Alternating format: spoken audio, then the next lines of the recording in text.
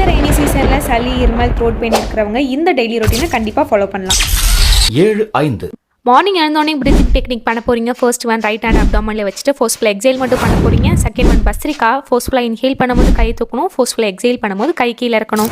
After breakfast ஒரு immunity drink ingredients screenshot எடுத்துக்கோங்க. நல்லா கொதிச்சு குடிக்கலாம். இது பண்ணுறதுக்கு டைம் இல்லைனா இதை விட ஸ்பெஷலைட் ஒன்று இருக்கு. ஆஃப்டர் லஞ்ச் சுக்கு மிளகு திப்பிலி இதை கடுகு சூர்ணம் சொல்லுவாங்க. வீட்லையும் பண்ணலாம், கடுகு வாங்கிக்கலாம். ஹாட் வாட்டர் மிக்ஸ் பண்ணி எடுத்துக்கலாம். நெக்ஸ்ட் ஃபேஷியல் ஸ்டீம் நொச்சி ஆடத்தோட கருப்புரவள்ளி துளசி எது அவைலபிளாக இருக்கோ போட்டு கொதிக்க விட்டு 4 to 5 மினிட்ஸ் ஸ்டீம் எடுத்துக்கலாம். ஸ்டீம் எடுத்து முடிச்சதும் ஒவ்வொரு நாஸ்டில் மூடி ஃபோர்ஸ்ஃபுல்லாக எக்ஸைல் மட்டும் பண்ணிக்கோங்க.